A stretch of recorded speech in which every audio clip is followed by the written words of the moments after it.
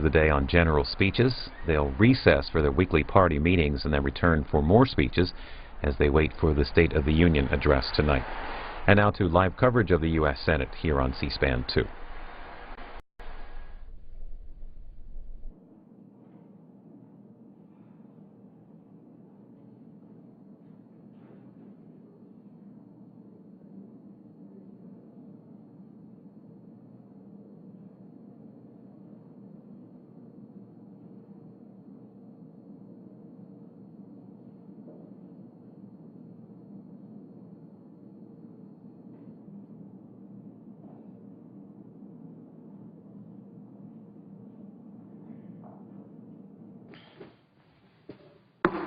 The Senate will come to order. The chaplain, Dr. Barry Black, will lead the Senate in prayer.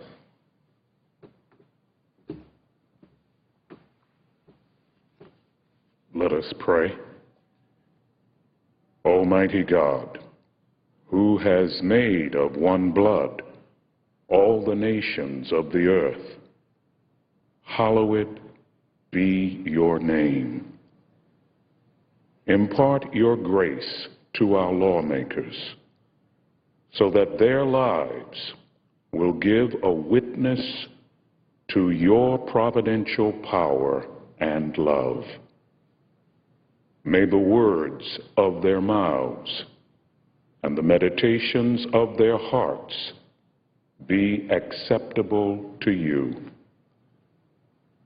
Give them courage in danger, steadfastness in trial, and perseverance in difficulty.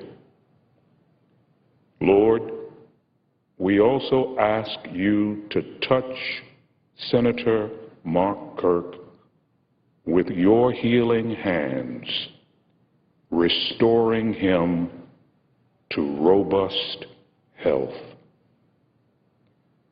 We pray in your merciful name. Amen.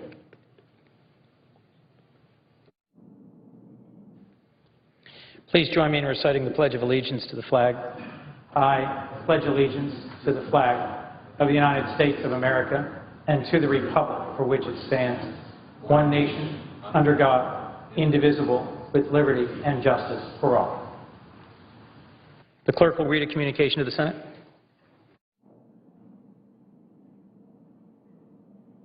Washington, D.C., January 24, 2012. To the Senate. On the provisions of Rule 1, Paragraph 3 of the Standing Rules of the Senate, I hereby appoint the Honorable Christopher A. Coons, a senator from the state of Delaware, to perform the duties of the chair. Signed, Daniel K. Inouye, President pro tempore. Mr. President. The Majority Leader. Following leader remarks, the Senate will be in a period of morning business until 4 o'clock today. During that period of time, each senator will be permitted to speak for up to 10 minutes each. The majority will control the first 30 minutes. Republicans will control the second 30 minutes. We're going to recess from 12:30 until 2:15 today to allow for our weekly caucus meetings. State of the Union is at 9 p.m. this morning. 9 p.m. tonight. Senators will gather at 8:30 to just proceed to the House of Representatives. Mr. President, for generations, this was the American promise. If you worked hard and played by the rules, success would be within your reach. We call that success the American dream. To earn a decent wage, buy a home, put your children through school, and retire comfortably. But for many people in this country, that dream has drifted further and further from reality. The recession cost many Americans their jobs, homes, savings, and basic economic security. Many are still struggling. And although the economy has made slow progress toward recovery, there's still much more work to be done before every American who wants to work can find a job. But the terrible recession is only part of the problem. The same Wall Street greed that caused the financial collapse is fueling the greatest income disparity since the Great Depression. In the last few decades, average CEO's income has multiplied 250 times. Meanwhile, CEOs' employees have watched their incomes barely creep up at all. So America is at a crossroads. As President Lyndon Johnson said in 1965, and it's time to ask that now, and I quote, not only how to create wealth, but how to use it. Not only how fast we're going, but where we're headed. That's what he said. And the path we choose will determine what kind of a country we will be. We can choose to be the kind of nation where hard work of many pays off only for the richest few. Or we can be the kind of nation where every man and woman shoulders a fair share of the burden and reaps a fair reward of that. A fair share of that reward. We can be the kind of country where the rich get richer and the poor get poorer. Or we can be the kind of country where middle-class families share in the opportunity and the prosperity. President Obama has called this choice a make-or-break moment for the middle class. And tonight, he'll lay out a roadmap that sets up the path to fairness instead of inequality. I look forward to hearing President Obama's vision this evening. It begins with an economy that works for every American, regardless of the size of his or her checkbook. I expect the President to lay out common-sense ideas to spur American manufacturing, create jobs, and help small businesses to compete and grow. His vision is fueled by homegrown renewable energy. It's time to stop spending American dollars on foreign oil. It's time to hire American workers to build wind turbines and next-generation vehicles. The President will propose a new plan to make sure today's students are ready for tomorrow's jobs and that today's workers remain competitive in our global economy. I expect the President to include ideas from Democrats and from Republicans. For 3 years, the President has reached out to Republicans. Now is the time to work with him on common ideas to produce legislation, not stalemate. I ask my Republican colleagues to give his bipartisan vision the consideration it deserves. In 1947, President Truman delivered the first televised State of the Union message. Truman was the 20th president to govern alongside a Congress controlled by the opposing party. First was George Washington. He said Democrats in the executive branch and Republicans in the legislative branch could and should work hand in hand to shape the nation. This is what he said. There are ways of disagreeing. Men who differ can still work together sincerely for the common good. Close quote. So I hope Republicans in Congress will keep those words in mind tonight. Despite all our differences, together we can build an economy that works for the common good of all Americans. Mr. President, I note the absence of quorum. Clerk will call the roll. Mr. Akaka.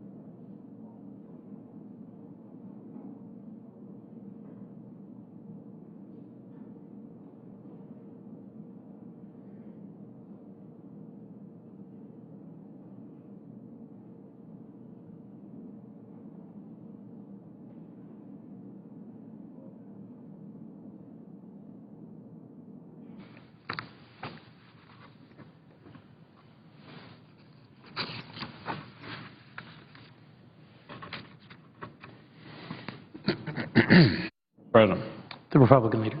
I ask that further proceedings on the quorum call be dispensed with. Without objection.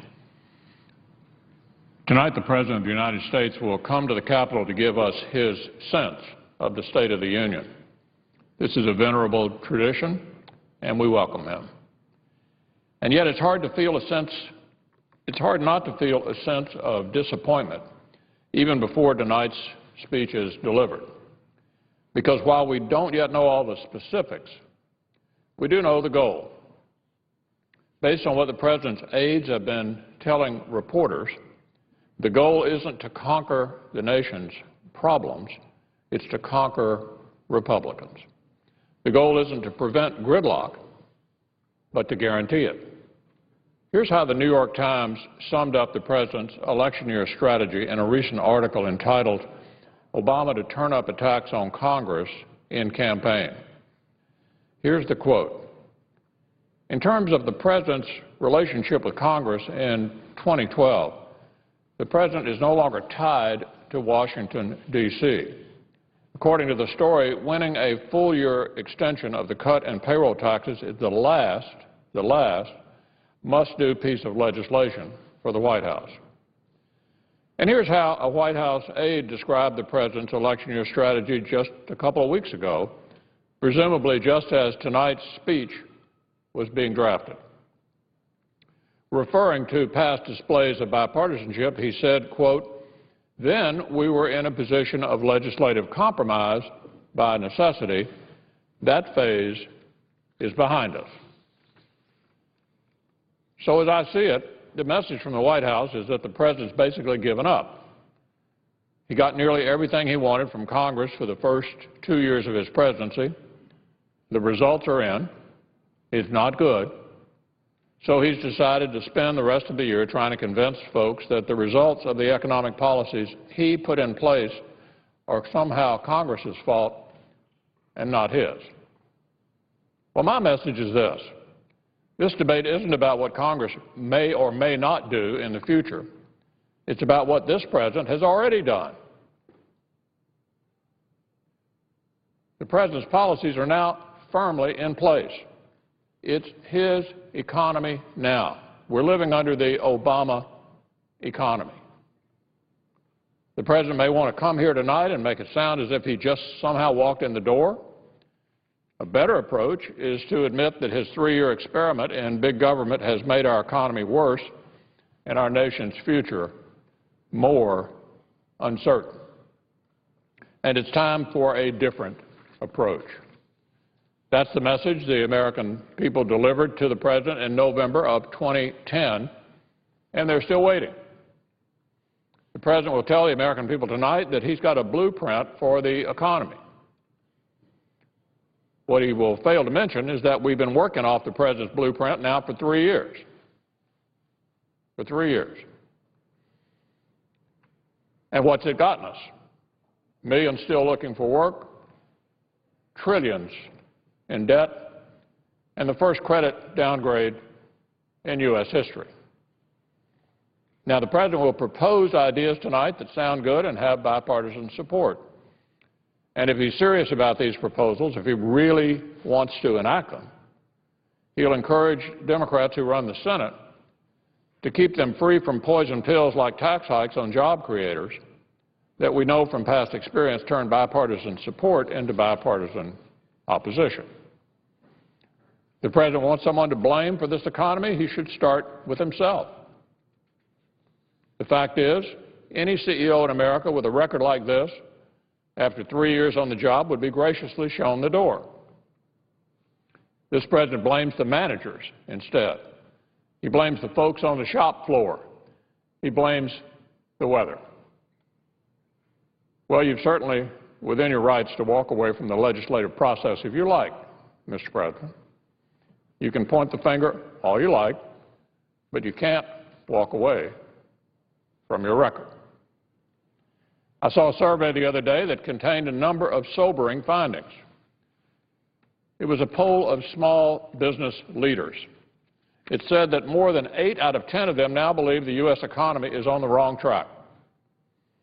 8 in 10 said they'd rather have Washington stay out of the way than try to help them. Nearly 9 out of 10 said they'd rather have more certainty from Washington than more assistance. And it said that nearly a third of all those surveyed said they're not hiring on account of the health care bill. A third of them said they were not hiring on account of the health care bill. What this survey says to me is that the policies of this administration are literally crushing the private sector. They're stifling job creation, and they're holding the economy back. Americans want Washington to get out of the way, and yet this president continues to have the same two-word answer he's always had for seemingly every single problem we face: more government. And this is the economy we've got to show for it. Last week, the president had an opportunity to do something on his own about the ongoing jobs crisis. The only thing that stood in the way of the single biggest shovel-ready infrastructure project in America was him. The Keystone Pipeline was just the kind of project he has been calling for in speeches for months. And he said no. That one could wait. Here's a project he knew would create thousands of jobs instantly. He said no. A project that wouldn't have cost taxpayers a dime. He said no. That would have brought more energy from our ally Canada and less from the Middle East. He said no. It all came down to one question. Was the Keystone Pipeline in the national interest or not? He said no. As one columnist put it, his own standard wasn't the national interest, it was his own political interest. Americans want jobs, and the President is studying an election that took place 60 years ago to see how he can save his own job. He sided with the liberal environmental base over the energy and security interests of the American people. And that's exactly what we're now being told we can expect for the rest of the year. In last year's State of the Union, the President talked about how we need to win the future. Win the future. This year, he just wants to win the next campaign.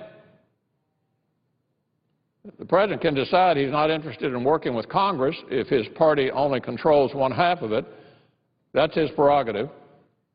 He can give up on bipartisanship, but we won't. Our problems are too urgent. The economy is too weak. The future is too uncertain. The President knows as well as I do that when he's called for action on things for which there exists bipartisan support, Republicans have been his strongest allies. Last year in the State of the Union, he called for free trade agreements. We worked hard to get them done, and we did. Since then, he called for an extension of the highway and FAA bills and the jobs that come with them. We did both with strong bipartisan support.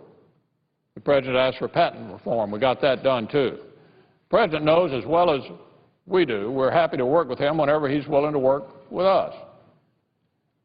If he turns his back on that good faith offer, as we expect he will this year, we'll remind people that the problems we face aren't about what Congress may or may not do in the future, but what this President has already done, what's already happened. Let the President turn his back on bipartisanship. Let the press cover every futile speech and every staged event. But we intend to do our jobs, and we invite him to join us. I yield the floor.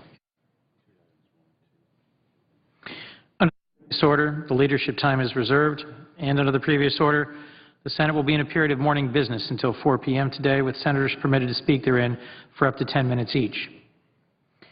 The time equally divided and controlled between the two leaders or their designees, with the first 30 minutes controlled by the majority leader or his designee, and the second 30 minutes controlled by the Republican leader or his designee. Mr. President. Senator from Illinois. Mr. President, I listened to the speech just given by the Republican leader of the Senate. He expresses a sentiment that Americans share, that it's time for us to work together in the Senate and the House, across the board in Washington, and solve the problems which American families face every single day. I agree with him completely on that. Unfortunately, the record doesn't reflect a level of cooperation which the American people are expecting. It was hardly a month or two into the Obama administration when the Republican leader announced that his highest priority was to make certain that Barack Obama was a one-term president. It is difficult to establish a working relationship when the first words out of a Republican leader's mouth are, "We're going to defeat you." And then as we addressed the largest issues of the day, time and again we found little or no bipartisan cooperation. I think back to the important, historic debate on health care. If there was ever a moment when we should have come together with a bipartisan solution, it was that moment. And despite the best efforts of Senator Baucus, the Democratic Finance Chair, and others, we were unable to even get a core group of Republicans to join us in this conversation about containing the overwhelming increase in the cost of health care. At the end of the day, after one of the most painfully long and rancorous debates in Senate history, not one single Republican senator would vote for health care reform, not one. Same thing held true when it came to Wall Street reform. Many of us felt that the recession we are currently coming out of was created by mismanagement and greed at the highest levels of our financial institutions. Many of us were angered by the fact that we were called on with a political gun to our heads and told, if you don't pass a bailout program for the biggest banks in America, our economy will crater and the weakest, poorest people in America will suffer the most. That was our choice, our Faustian choice, given at that moment. And many of us were determined to never let that happen again. And so we put together a Wall Street reform bill. Senator Chris Dodd of Connecticut, now retired, led the effort on the Democratic side. And we tried to come up with a bipartisan bill. We worked to do it. He was masterful in his day and did everything in his power to make it a bipartisan bill, yet at the end of the day, not one single Republican would vote for Wall Street reform, not one. Now on the campaign trail, we hear from Republican candidates they're going to repeal Wall Street reform, they're going to repeal health care reform. They are not creating an environment that is conducive to the level of cooperation which Senator McConnell earlier spoke of. I hope that he's right, that even in this presidential election year, we can find some common ground. There are several things which are immediately before us which require it. First, the extension of the payroll tax cut. This is a cut that helps working families across America and helps the economy. And it will expire at the end of February if we don't reach a bipartisan agreement to extend it, along with unemployment benefits. Secondly, postal reform. Many of the suggestions that have been made by the Postmaster General about saving money at the post office create real hardship in states like Illinois, where some 9 different mail processing facilities would be closed in areas where I frankly could never justify it, because they do a volume of work, do it well, and perform a valuable function. Well, we have a chance. By May 15th, the deadline which the Postmaster General agreed to in my office, by May 15th, if we enact legislation signed by the President to save money and keep the post office running in the right direction, then we can avoid some of these onerous cuts and closures we've heard about. But the burden falls on Congress, Democrats, and Republicans to achieve it. I hope we can. Mr. President, on another subject, last week I had the opportunity to visit 2 island nations near our shores, Cuba and Haiti. Each is facing enormous problems. In Cuba, how to reform a communist dictatorship of over half a century into a modern democratic member of the community of nations. And in Haiti, how to rebuild from a devastating earthquake of 2 years ago in a nation already one of the poorest on earth. I concluded the trip more optimistic about Haiti, despite all its challenges, than Cuba, which quite simply appeared frozen in time in an ideology which should be cast aside for a more modern view of how to progress in the 21st century. Let me start with Cuba. I am no fan of the Castro regime, but I'm also no fan of the foreign policy of the United States. When I look back at what we tried to achieve for over 50 years in Cuba, any honest, objective analysis will have to tell you that we did not achieve our goal.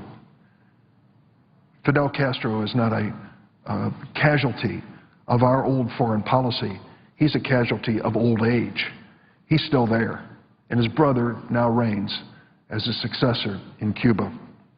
Despite some notable achievements in this nation of Cuba in areas like health and education, and I saw firsthand as I traveled around some of these achievements, the government has maintained a grip on this island which is unfair to many of the people who live there.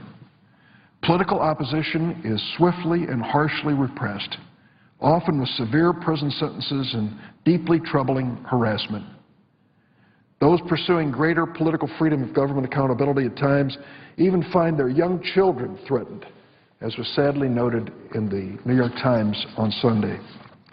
In a most recent incident, Martiza Pellegrino Cabrales found herself repeatedly harassed by government officials for associating with the Ladies in White, a group of wives, mothers, and daughters of political prisoners. Incredibly, Cuban state security officers threatened to take away her 5- and 7-year-old daughters. Other brave Cubans, such as Oswaldo Paya, who collected thousands of signatures on a petition calling for modest political change, found himself and his colleagues harassed and in some cases jailed. Tragically, the petition process for change was actually called for in the Cuban Constitution. He was only following the Constitution of his country, and he ended up being harassed and many who supported him arrested. Nonetheless, under President Raul Castro, there has been some modest reform, the conditional release of some political prisoners, and some economic reform. There's also been some serious oil exploration underway off the coast of Cuba.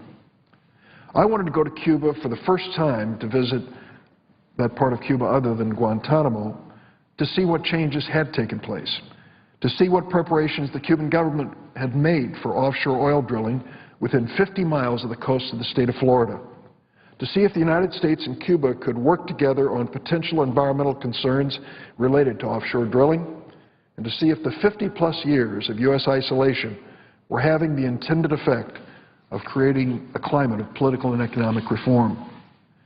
Most importantly, I wanted to talk to the Cuban government about a 62-year-old American development worker, Alan Gross, of Maryland, who has been imprisoned by the Cuban regime for more than 2 years. Gross was sentenced to 15 years for bringing internet equipment to Cuba for the island's small Jewish community. 15 years for bringing equipment to Cuba which any American could purchase at Radio Shack. 15 years in prison. Can anyone imagine that in today's world? Well, that is a fact in Cuba.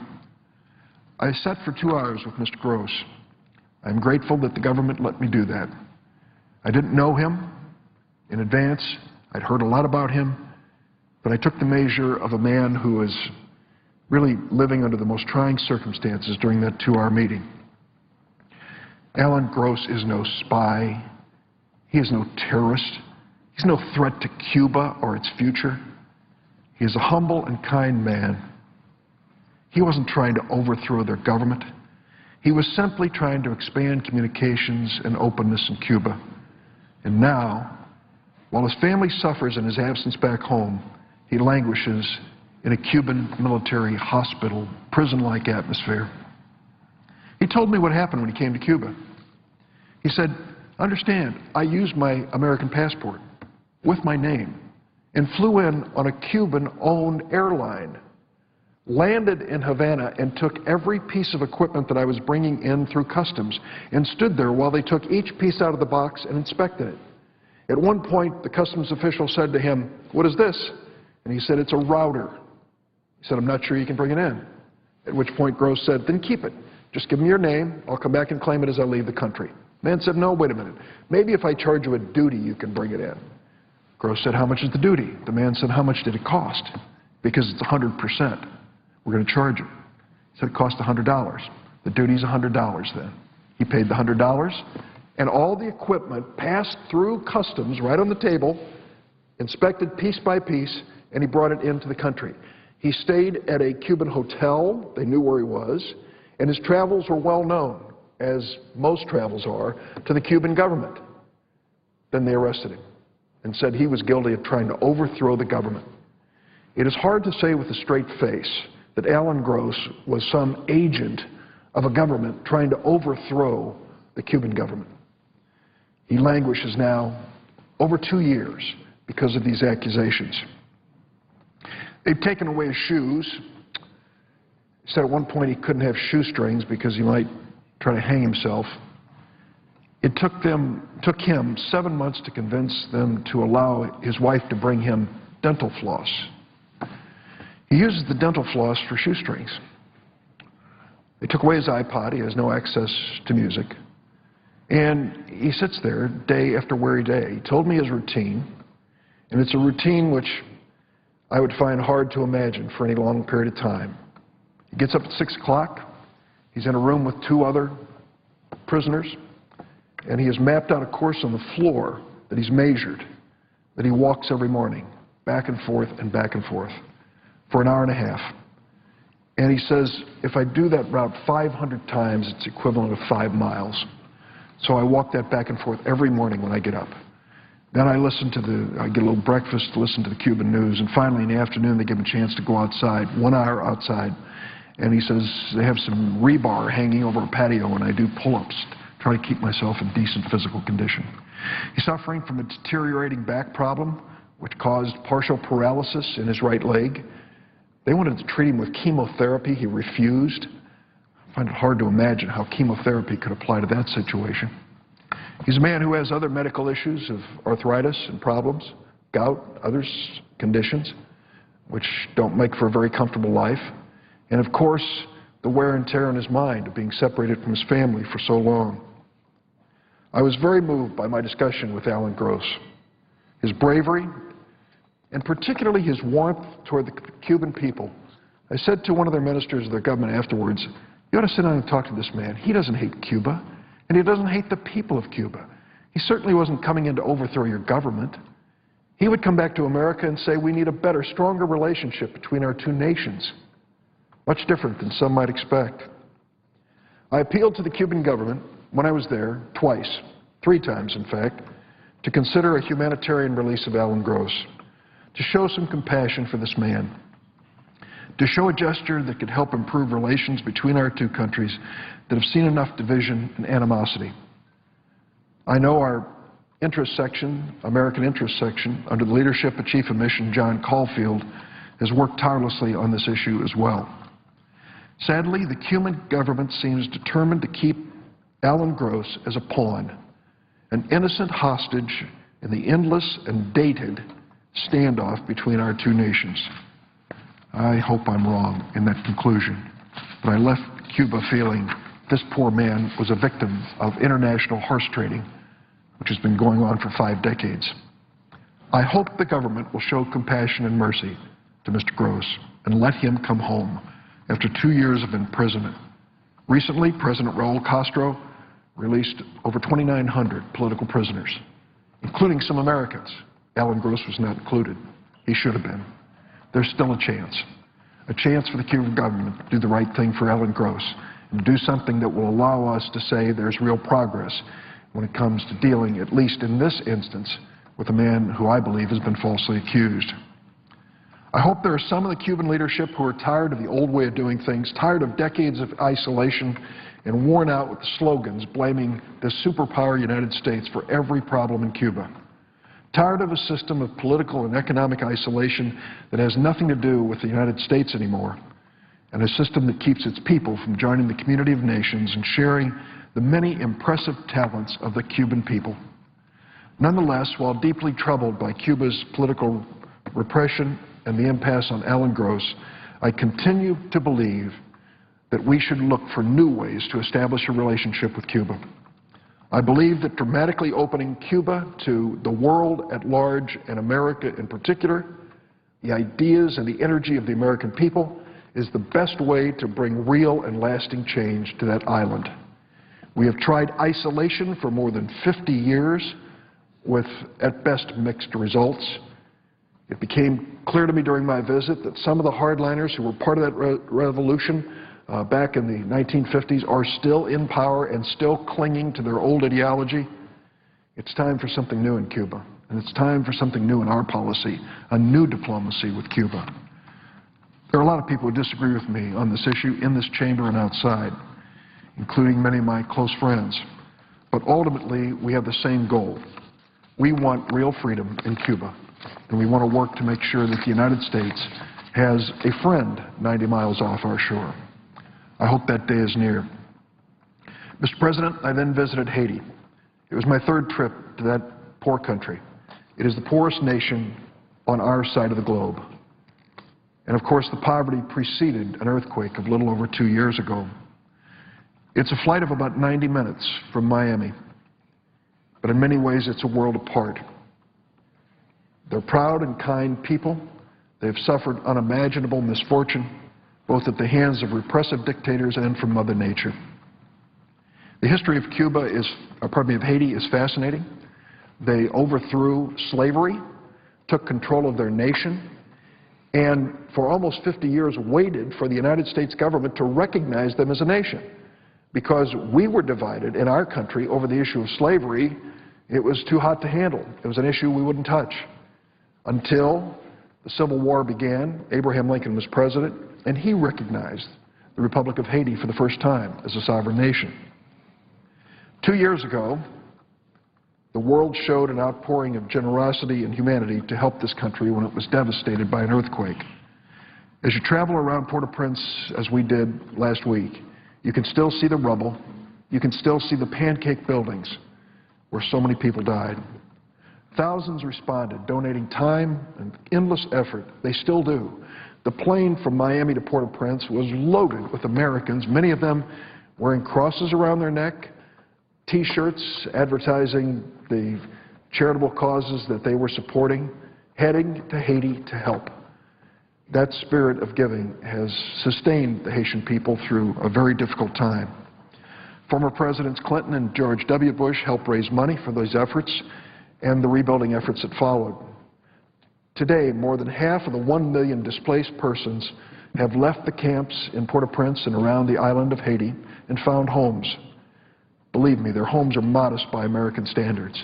To walk into an 8-foot by 8-foot room and have the woman there tell me time and again that 4 or 5 people live in that room, it's hard for many Americans to imagine. But for these Haitians, it is an improvement over where they were before. Many of the changes in Haiti are fragile. There's a great deal of work still to be done, but improvements are real. I recommend to those who go to Port-au-Prince to visit one project, several, but one in particular, a group called GESCIO. In partnership with the Centers for Disease Control, this group is showing what can happen with a modest, small investment by the United States. Many years ago, I worked to pass legislation known as the Paul Simon Water for the Poor Act. It was not funded at any great level, but it was an opportunity to have some money available for developing nations around the world to find potable, clean, safe drinking water. How important is that? Right now, Haiti faces the threat of a cholera epidemic, which literally kills innocent people, and it's because they don't have safe drinking water.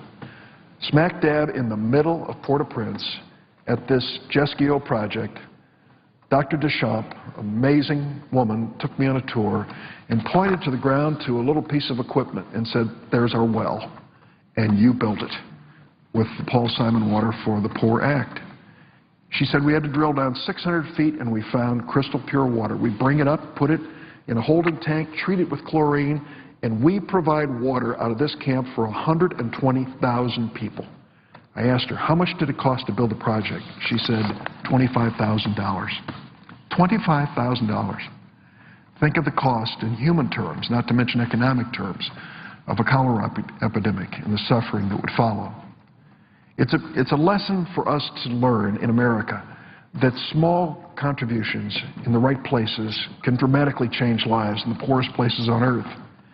The people in that camp and those who were served know that the American people cared enough to let them drill a well which gives them safe water for their children and families. We can and should do more, even with our limited means. We witnessed a group called Partners in Health, a fellow by the name of Dr. Paul Farmer, inspiring man who I've read about and have come to know personally, continues to extend the reach of care and health care to the poorest people on Haiti, on that Haitian island. We visited one of his camps where literally the day after the earthquake, they went into a hospital and found 40 children in a hospital ward unattended. Because of the earthquake, people fled and died in the process. These kids survived. And it was Dr. Paul Farmer and Partners in Health who brought them in. About a fourth of these children are special needs children who could not survive were it not for his help. They are there, being fed, cared for, and clothed because of the kindness of this man and the wonderful volunteers who are part of his organization. We went back to a project that I'd visited years ago with Senator Mike DeWine, who served from the state of Ohio. He and his wife Fran invited me down to meet Father Tom Hagen of Philadelphia, who in 1985 went down to Haiti with a group of students from Lafayette College and decided this was where he needed to spend the rest of his life. He created a group called Hands Together, and now that organization literally educates and feeds hundreds of poor children and elderly people in Haiti.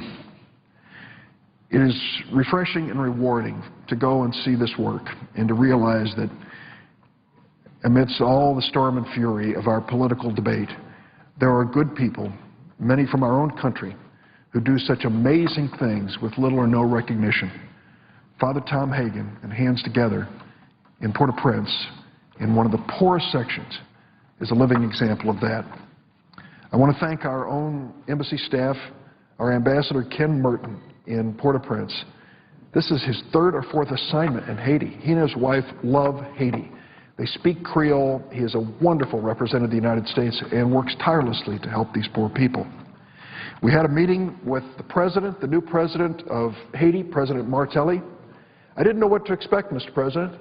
Here's a man who made his name as a punk reggae rap star and got elected president.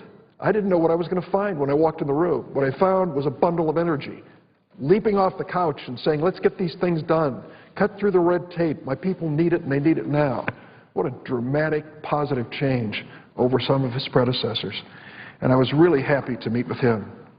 And then the Prime Minister, Coney, we would pronounce it Keneal, I guess, but in French, Coney. Here's a story for you.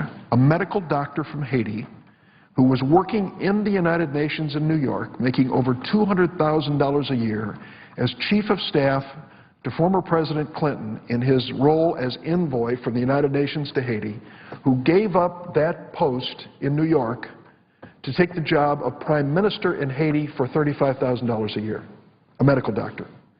A wonderful man. Clearly has no separate personal agenda. He just wants to help the people of this island. I left, Mr. President, very heartened by my meetings with those two individuals. Their energy, determination, and thoughtfulness give me hope for Haiti and a nation that needs more. They recognize that Haiti will never be on the full path to recovery and long-term stability without educating its people and employing them and bringing the kind of leadership and foreign investment so that their nation can grow. We in the United States should support that effort.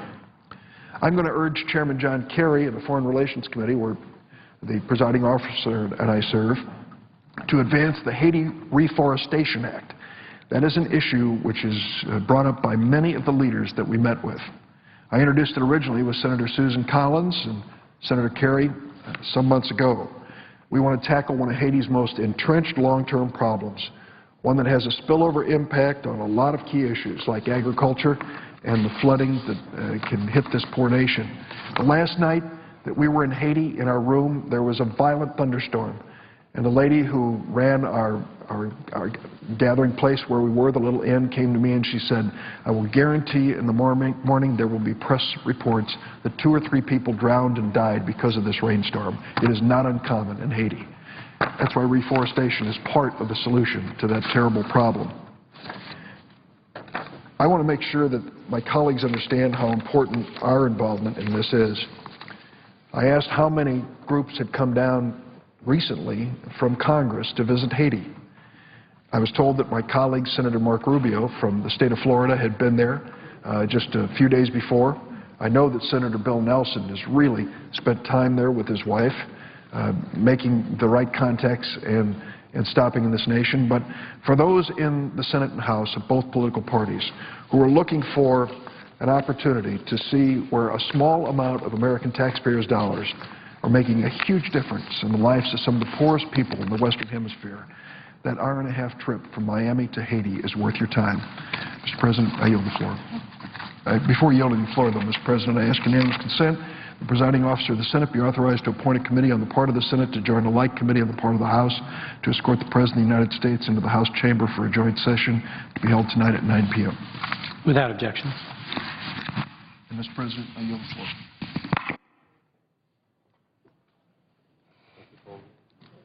He didn't suggest.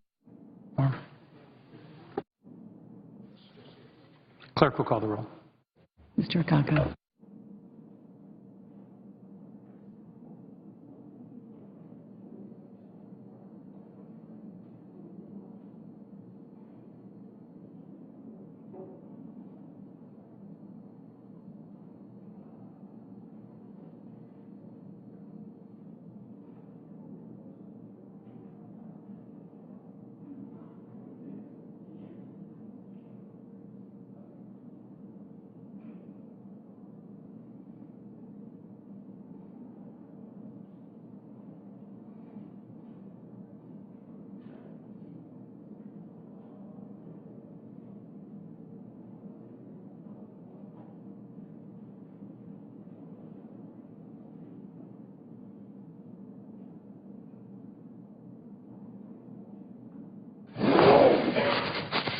Mr. President. Senator from Georgia. Mr. President, are we on quorum call? Yes, we are. I'd ask unanimous consent the quorum call be dispensed with, Without objection. and further be asked to be recognized as if in morning business. Senator so recognized. Well, we're back, Mr. President. And tonight I understand the presiding officer and I will be sitting together at the State of the Union event, which I'm pleased to do, and it's always a historic and seminal moment in our legislative process when the President of the United States talks about and lays out his plans for the future. I know from watching this morning on television and from reading some of the accounts of what is thought to be said tonight, I don't know what's going to be said yet, but one of the overriding themes is going to be the theme of fairness. And I think that's an important thing for us to focus on in a second, particularly with regard to our spending, our debt, and our deficit. About what's really fair to the American people. And last night I brought some notes. I did a telephone town hall meeting back to Georgia. And we had thousands of people listening on the call, and I was able to take 17 questions in the course of an hour. And one of the questions was from Fred in Barnesville, Georgia. Fred's a small business person. He asked this question. He said, Senator, you were a small businessman. I'm a small businessman. We had to operate within a budget. Why is it the United States government doesn't have a budget? And really, I think today is the 1,000th day we haven't been operating with a budget. That was a fair question. And so if you want to talk about fairness for a minute, my contribution to fairness is going to be what's fair to the American people, the American businessman, the American employer, the American employee. And let's think about it for a second. A budget is a guide by which you try to live under. It's an appropriation of your priorities for the future based on what you think you'll need to accomplish your goals. But if you're without a budget, then you have the tendency to do what America has done over the last 3 years, and that is exponentially increase its debt and its deficit. And what that has done is put a pall on the economy and a pall on the recovery. So I would suggest the fairest thing that we can do in Congress and the fairest thing the administration can do is see to it that we have a budget submitted, that it come to the floor of the House and Senate, that it be adopted, and then more importantly, we change our pace around here and live within that budget. Now, I have some suggestions as how you do that, but first and foremost, I urge the White House to submit a budget this year. I understand from this morning's announcement that it will be delayed until February 13th. That's fine with me, but the quicker we get it to us, the better off we are. And then let the budget committees of the House and Senate act, and let us end up with a framework, not just for a year, but as the presiding officer knows, for 10 years, because we forecast out those budgets and those complications of those budgets for 10 years. But we have a broken system. We also have a broken will to do what's really most important for the American people when it comes to spending their money. And I want to suggest how we change our habits and become a fairer legislative body and a fairer governing body to the American people. Senator Jeanne Shaheen and I introduced a bill a year ago called the Biennial Budget.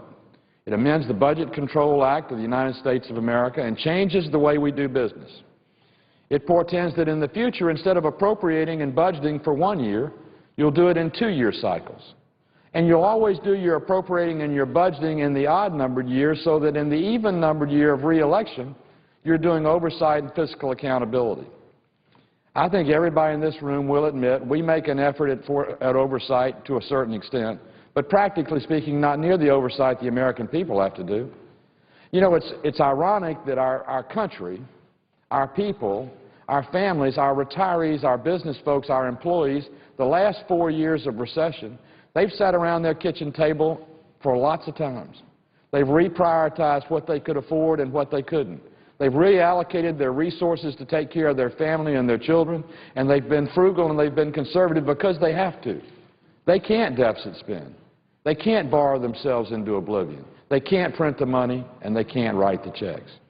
Don't you think the government of the people that are having to do that ought to have to at least live under the same set of circumstances? We need for this room to become a big kitchen table, big enough for 100 people of goodwill to sit down together. We need a White House that will submit a budget that we can then argue about and set the priorities of this country.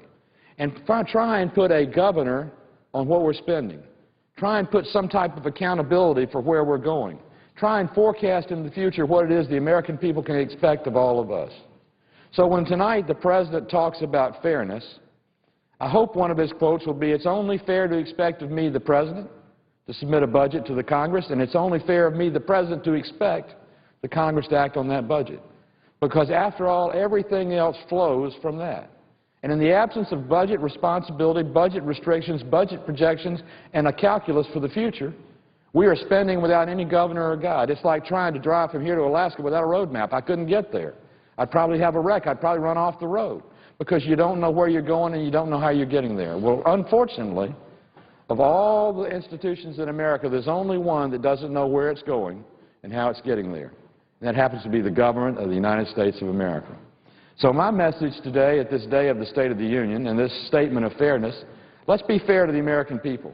Let's ask of ourselves what they're having to ask of themselves because of high deficits and high debt. Interest rates, those living on fixed incomes are seeing interest rates of 0.025%, almost negligible. Markets have been flat in terms of investments. Real estate values are down nationwide 33%. I saw last night in Tampa where the presidential debate was, it's 52%. The worst it got post-1929 was 31%. We have the most significant, serious financial crisis in the history of the United States of America, and it's impacting our families and our people. So let's ask of ourselves, let's ask of our President, what every American family has had to ask of itself. Sit around our kitchen table, budget and prioritize. And I would submit that Senator Shaheen and I have a roadmap that works for a process. It says you do it in 2-year cycles, so you're committed to spending 1 year, and you're committed to savings, efficiency, accountability, and repealing out-of-date programs the other year. Wouldn't it be a great change in the body politic for you and for I to be campaigning in even-numbered years, talking about what we're looking to save and cut, rather than what we're going to do to bring home the bacon? I think the day of bacon coming home as reckoning is here, and it's time for the next bacon to be brought home, to be a sound budget and fiscal policy for the people of the United States of America. And I note the absence of a quorum. Clerk will call the roll. Mr. Akaka.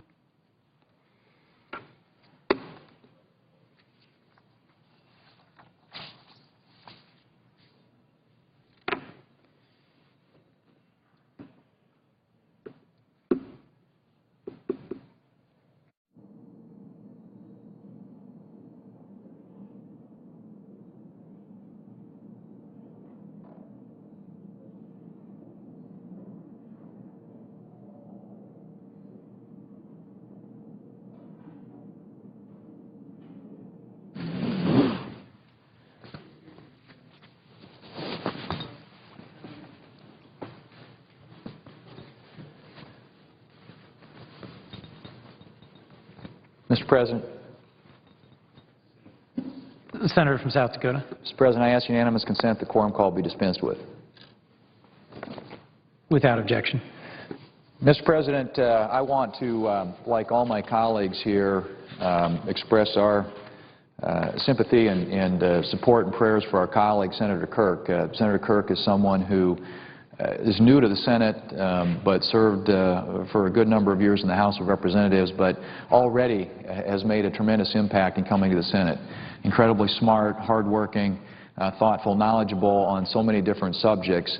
And so obviously we will miss his presence here in the near term, but hope and pray for a full, quick, complete recovery and hope to have him back with us soon. And so I know I speak on, I've heard many of my colleagues come down here, but certainly want to express my and my family's prayers and support for Senator Kirk and for his family as he tries to get back on his feet, and we wish him all the best as he does that and hope that he will return soon and be able to get involved in many of the issues that he was involved with and has been involved with since he's come to the Senate. And if he were here, I think he would be very involved in the debates about that we're going to be having in the coming days about the budget.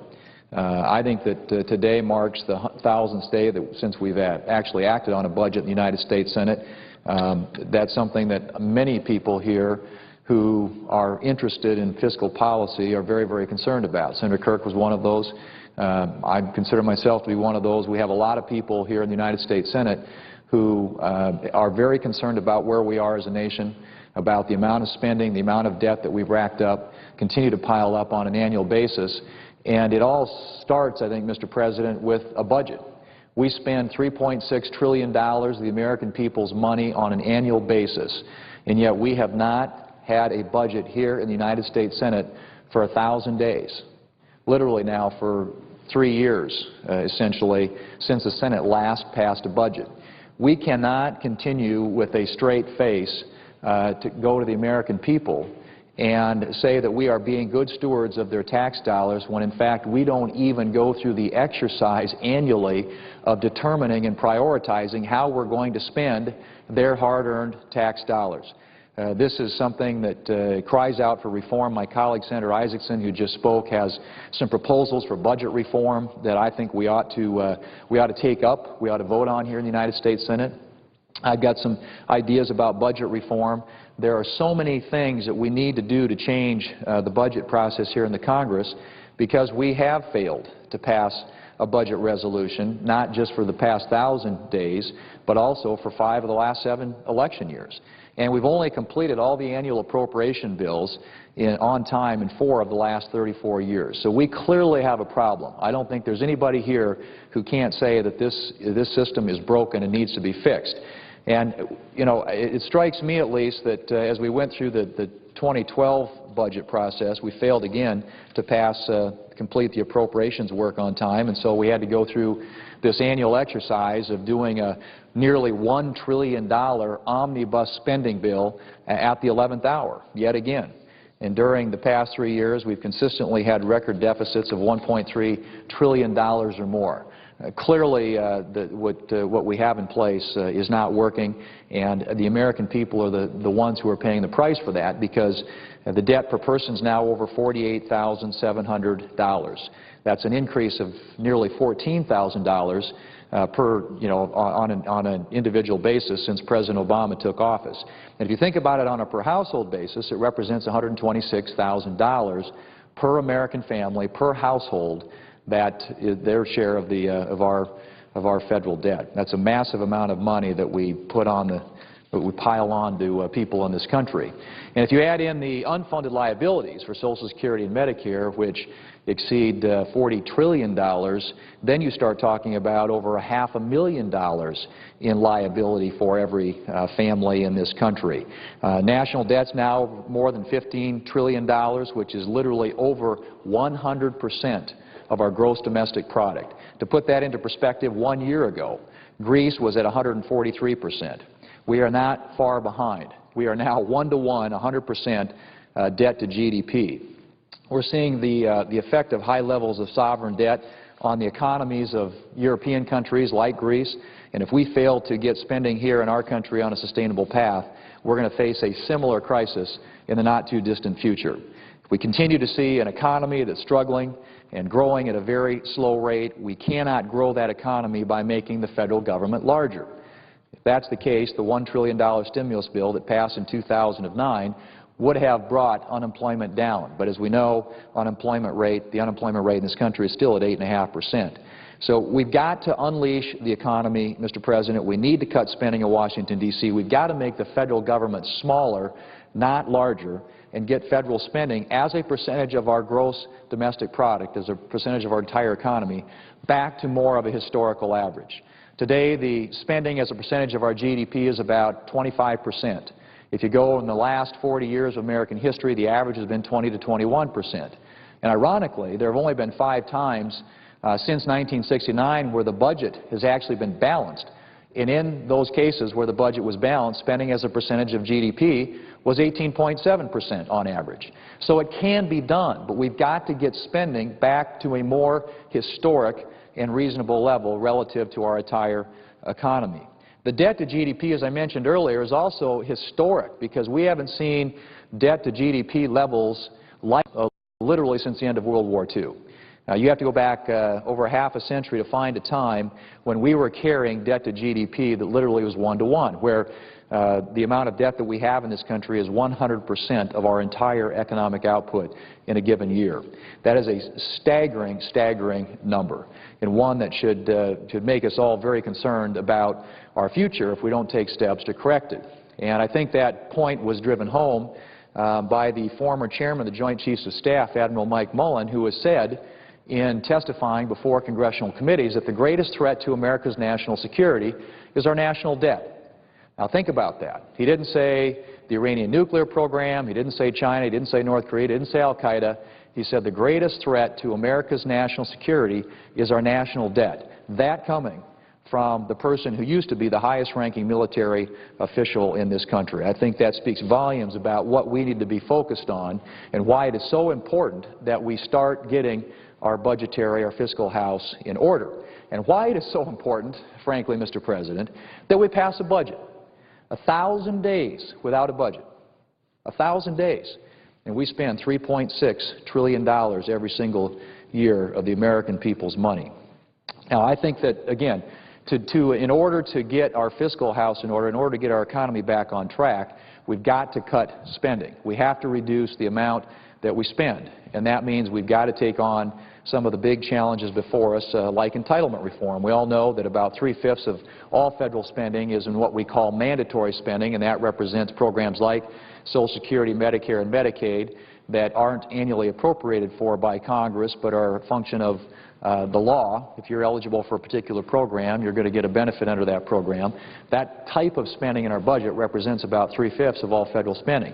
If you add in interest on the debt, which is also mandatory spending, you get up to about 65 cents out of every dollar being spent right now is in mandatory spending. And when you've got programs like Medicaid, which is growing at about 3 times the rate of inflation, and Medicare, which is growing at 2 times the rate of inflation, it's pretty clear that that's not sustainable over time.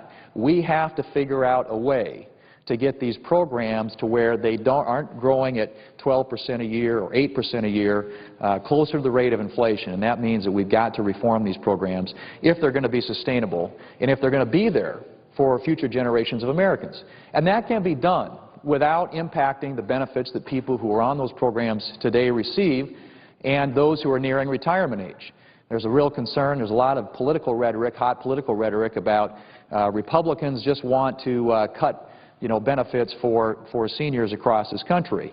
I think, as most of my colleagues know, there have been several proposals put forward that would address the long-term challenges that we face with regard to Medicare and Medicaid, and for that matter, Social Security, all of which would not impact people who are retired today, nor those who are nearing retirement age, but simply put in place some reforms that would impact younger Americans who today are working hard and putting money into these programs, but if we don't take steps to fix these programs, they're not going to be around when those people retire. So entitlement reform is so important in terms of getting federal spending under control. And that's why, notwithstanding the fact that it is an election year, I hope there will be the political will here in the Congress and with the President, and frankly, Mr. President, it's going to take presidential leadership to do these types of things. You cannot do big things. You cannot conquer big challenges and big problems in this country absent presidential leadership. There are 535 members of Congress. There is only one president. There's only one person who can sign a bill into law. There's only one person who can engage the Congress and work toward a solution to some of these big challenges. And this president so far has demonstrated no willingness to take on the challenges that we face with regard to our budget. It was demonstrated last year when he submitted his budget to Congress. It was ultimately voted on here in the Senate, and it was voted down by a vote of 97-0. I think that tells you that they have not been serious about taking on the major drivers of federal spending in this country. Now, with regard to the other part of our budget, the discretionary part, we saw spending increase in that part of our budget by about 24% between 2008 and 2010. Literally grew at about 8 to 10 times the rate of inflation. And so we need to get that part, that side of our spending under control as well. Many of us have supported legislative efforts that would roll back discretionary spending to 2008 levels to get us back in a place where we can defend the things that we are doing here to the American people at a time when they are seeing their family budgets shrink, they're seeing their personal assets shrink, and many of them are having a very hard time finding work. And so cutting spending, reducing spending, reforming entitlement programs, getting our fiscal house in order, Mr. President, is just essential, absolutely essential, if we want to put our country on a path and a track that will prevent us from heading for the train wreck that many of our allies, many of the countries in Europe are facing right now simply because they made promises to their people that they just couldn't keep. And we've got to get our spending under control in this country and rein it in, or that is our future.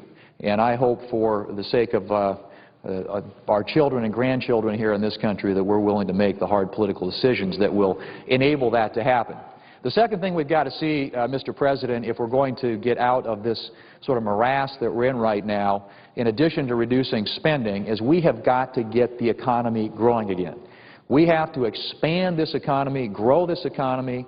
It's been said that the rising tide lifts all the boats. Well, we need to get a tide that starts lifting all Americans.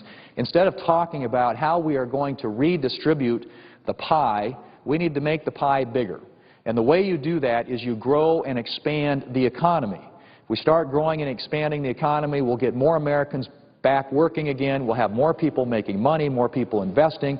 And when more people are making money, it means they're paying more taxes, and revenues go up. And that makes a lot of these other issues much more manageable. But you've got to have economic growth, and you have to have policies in place, Mr. President, that promote economic growth.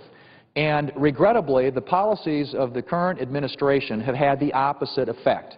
They have made it more difficult, more expensive to create jobs in this country.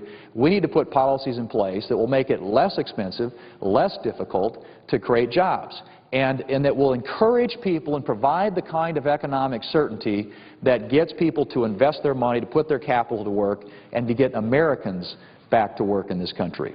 And I think there are several things, obviously, that need to be done. One, of course, is to reform the tax code, which, in my view, right now is a roadblock, if you will, an obstacle, an impediment to economic growth. We are not competitive in the world marketplace because of our tax policies. What we need today is a clear, fair, simple tax code that does away with a lot of the special interest loopholes that exist today, that broadens the tax base in this country, but at the same time that lowers rates so that businesses want to invest here in America as opposed to moving their headquarters and taking their jobs overseas. We want to encourage investment here. That means we have got to reform our tax code. And that means, Mr. President, as I said, that we've got to do away with a lot of the tax code today that is riddled with loopholes. We've got to do away with those loopholes. We need to get our tax rates down to where they're competitive with the countries around the world that are stealing business from us all the time and taking jobs overseas. So tax reform is an essential, in my view, element of an economic growth strategy that will get us on a path where the economy is growing and expanding and where we're creating jobs in this country. That's going to take presidential leadership, just as entitlement reform is going to take presidential leadership. You can't do big things in this country absent presidential leadership. And this is another area where we've not seen that from this president. And I would hope that he will engage the Congress, again, notwithstanding the fact that this is an election year, in a debate, and perhaps more than a debate, but a solution to the tax code in this country that will get us on a competitive footing and make us more competitive in the world marketplace. And the President is going to have to do that, be involved in that debate, or it's not going to happen, particularly in a political year. The other thing we've got to do, Mr. President, is we've got to get our arms around these runaway, overreaching, excessive regulations that are strangling small businesses in this country. I cannot tell you how many times when I travel my state of South Dakota or any place else for that matter, that I don't hear from small businesses that the number one obstacle right now to us creating jobs is this massive amount of regulation coming out of Washington, D.C. And in fact, there have literally been thousands and thousands and thousands of new pages of regulations that have been promulgated and have been issued since this president took office. And they affect every sector of our economy. Now, the one that we hear about the most probably is the EPA, but you've got the Department of Labor. You've got other agencies of government that constantly are putting forward new regulations which make it more difficult, more complicated to get people in this country back to work. And just as a point, a fact about that, a recent set of regulations proposed by the Department of Labor, which, by the way, there was no complaint about this, there was no consultation with the people that would be impacted by this. There wasn't any really reason that we can come up with for why these regulations were put forward. But the Department of Labor, in their infinite wisdom, has decided that they know better about how to run a farming operation, a ranching operation in this country than the people who are involved in those endeavors, and have basically put forward some regulations that would make it put all kinds of new restrictions on young people working in family farming or ranching operations. Incredibly prescriptive regulations, I might add, detailed regulations that are going to change the culture and the economic fabric of ranching and farming in this country like anything we've seen before. Anybody who's been around a farming operation enterprise in my part of the country realizes they are inherently family operations. The young people are involved in those operations. And when the Department of Labor comes out and says that young people can't operate certain types of equipment, or young people can't work with farm animals that are older than 6 months, or can't be in an elevation that's any more than 6 feet, it is a complete contradiction to the way that work gets done in rural parts of this country. But that's what we have. We've got a massive amount of new regulation coming out of the Department of Labor that will forever change the way that farming operations are carried out and the work gets done on a family farm. And so that's the kind of thing that I'm talking about, Mr. President. It is overreaching. It is excessive. It goes beyond the pale in terms of what we need by way of regulation in this country. We need smart regulation. There are public health and safety reasons why we need it. But this kind of overreaching, excessive regulation is just making it that much more difficult for people to get jobs in this country. And the final thing I'll mention with regard to an economic agenda that I think will get people back to work and to create jobs, Mr. President, is the issue of energy security. We need an energy policy in this country that promotes domestic production, that recognizes that we have enormous amounts of resources here at home, that we shouldn't have to continue to import a lot of our energy from outside the United States. The Keystone Pipeline, which was just recently vetoed by the administration, turned down, is an example of that. It was studied for 3 years extensively by the many agencies of the government, the EPA. There were a series of environmental impact statements done, all cleared, all teed this thing up to be done. And just this last week, the President said, no, it's not in the national interest. Well, I would argue, and I think a lot of people on both sides here in the Senate would argue that this is in the national interest, that it's a lot better for us to get 700,000 barrels of oil a day from a friendly neighbor like Canada as opposed to a country like Venezuela. We can continue to buy oil from Hugo Chavez, or we can get that same equivalent amount of oil from a friendly neighbor like Canada, bring it into this country where it's refined here, creates jobs, puts people back to work, puts capital to work in this country, gets investment here in the United States. Instead, we're going to see that energy source go the other direction. It's going to go to Asia. It's going to go to China if we aren't able to get projects like this approved. Now, interestingly enough, there was a pipeline just like this that was built a few years ago, and it goes right through the eastern part of my state and other states, and this pipeline would go through the western part of my state of South Dakota as well as other states, but it would bring much of that energy resource into this country, create jobs, and help create economic growth here in America, as opposed to sending that energy over the seas and making us even more dependent upon foreign sources of energy here at home. It just makes absolutely no sense, Mr. President. If the President of the United States is serious in his rhetoric about focusing every morning on creating jobs, you'd think the first thing that he would want to do is support projects that create shovel-ready jobs, in this case 20,000 shovel-ready jobs, an investment of $7 billion, and bring energy into this country that will make us more energy independent. That is absolutely right in the wheelhouse of what we ought to be looking for in terms of getting this country's economy back on track, and yet the President last week turned thumbs down on this proposal. So I simply would say again in closing, Mr. President, that in my view, if we're going to get our country back on track, we have got to get our fiscal house in order, which means we have got to reduce spending, get our spending as a percentage of our entire economy back into a form, more of a historical norm. As I said, for the past 40 years, that's been about 20 to 21% of our economy. Today we're spending 25%, and we're on a trajectory that not too far from now we'll be spending about 40% of our entire economy on the federal government, not to mention the amount that we spend on state and local governments.